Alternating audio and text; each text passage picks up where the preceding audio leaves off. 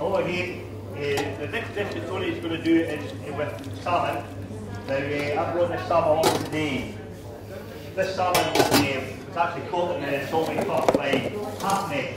I don't know if anybody knows about half netting, but it's peculiar to the salmon club. And men stand with chest waders in with a big boom and a net underneath them, and they wait until they feel a little bump and lift it. It's been practiced in the salmon since the days of Robert the Bruce. It's a very traditional method of catching wild salmon. And you can tell this salmon's wild because it's got it's really got a really clean tail. It's got a lovely forked tail. Also, by the shape of it and the fins in it are absolutely perfect, and that's how we know that this is a wild fish. Wild fish generally cost about twice as much as farm fish. So it's an absolutely beautiful fish. This is the fish are just starting to enter the estuary now to go up, head up the Annan, and they'll spawn sometime about November. So this has just been caught on its way up the river. So to prepare this fish, the first thing we're going to do is take its head off.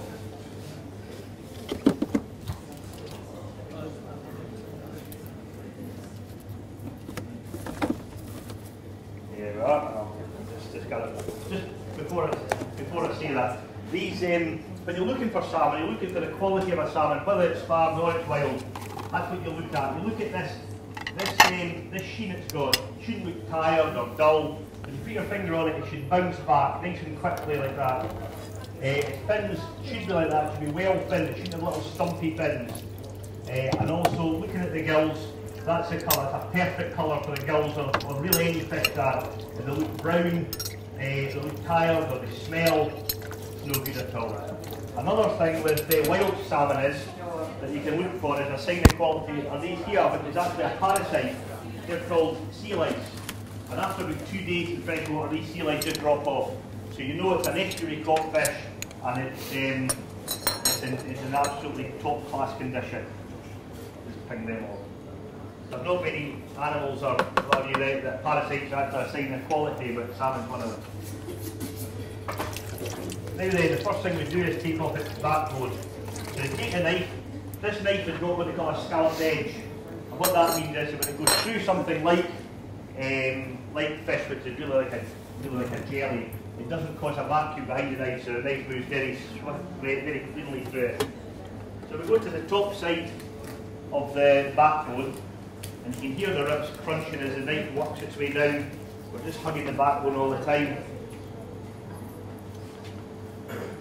And that's how it's got a nice salmon colour of that. It's absolutely fantastic. Now we'll take the other side off, just the same way.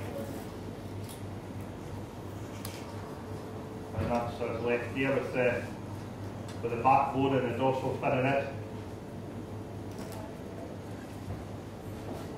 Do that, out the road. And what we do now is we'll just trim this up a little bit. Take out the ribs. Just a little bit of the stuff that's left off the fins here. What's that one? Yeah, it's okay.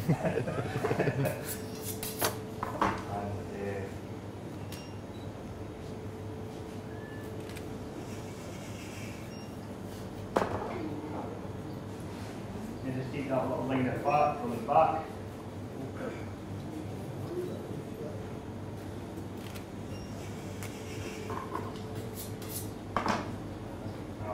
Take a line along the bottom here. We partly take out what's called the pelvic fin here. And that's us, and there's just a few ribs left in this one, so just get the bit along the back. So that's one of us there. We have to take that fin out. And take out the ribs.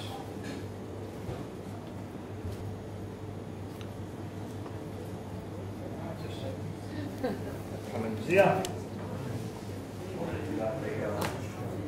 And there's an absolutely beautiful set of salmon fillets here. The next thing that we do with these is there's just one part of the bone that's left in, and these are called pin bones. And they run right down the salmon here, they run right down there. And you just have to take these out with pliers like this. It's quite a time-consuming job. see the little bones there, they just take them out. By the beauty of blue Peter, here's one I prepared earlier.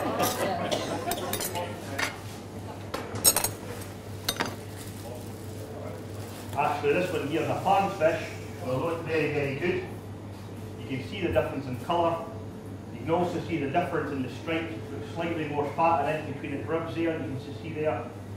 And they're also tend to be shorter fish, they're dumpier, because they're actually grown to put on the maximum amount of weight as that they can.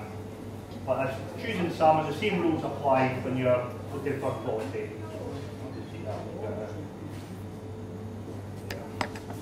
Now then, Tony wants this fish skinned. So what we do is we just lay the fish down like this. Take the knife to this is going to all go off. Take the thing to the skin, the blade to the skin, and when you're skinning any fish, the trick of it is really to pull the skin at the same time as taking the knife along it. And that's the skin there, you see.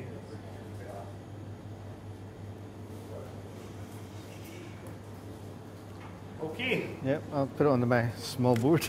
Over here. that board? No, this will do. What I'm going to do is cut off a couple of steaks, show you how I would cook it when I go to people's homes, and also I'm going to show you a quick starter as well. Okay, so what I do is take off the belly, and then keep this, and we can make fish cakes, things like that with that. Over there, I'll just trim it up.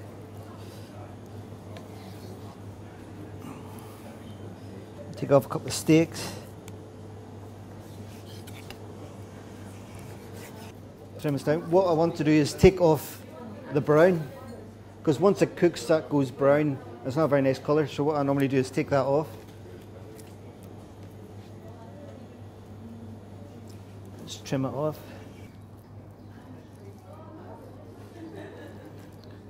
It's a bit better.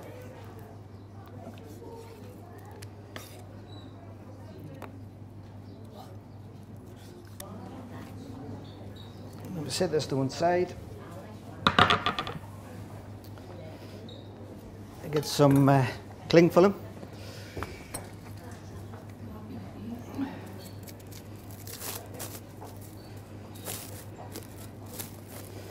I'll lay it out.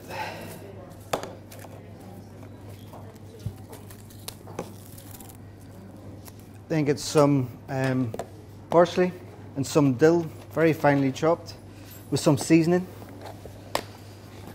and then spread it out over the cling film, like so. Just get it nice and even. Then take your tail ends, and with the brown bit to the inside, it's not very well trimmed, but if I had more time I'd do it probably. Then you get some leaf gelatin, and kind of break it up and set it along the top of the salmon, like so.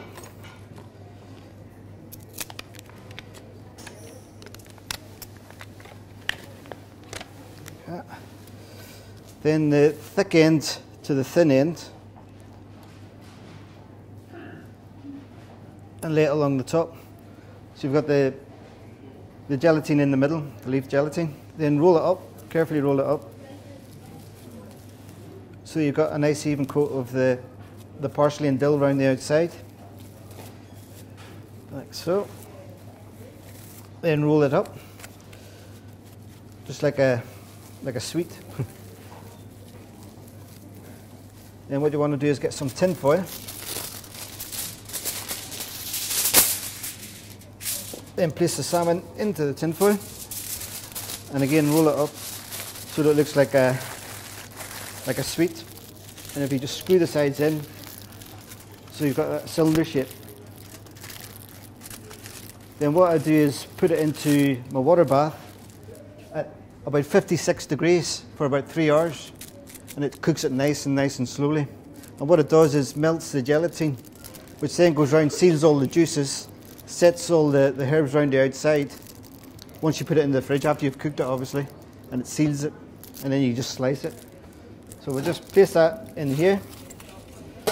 And down here I've got one, which I prepared earlier. I've got jumboed. Just turn this one up the other way. So what I'm going to do is cut a slice of this and then serve it with some anchovy aioli, which is just like a garlic mayonnaise with a wee bit of anchovy through it. Which is quite nice, and it's quite a nice starter. So as you can see, it's a nice colour, it's all stuck together. And if I hadn't taken the brown, you would have got a thin brown line, which doesn't look very nice.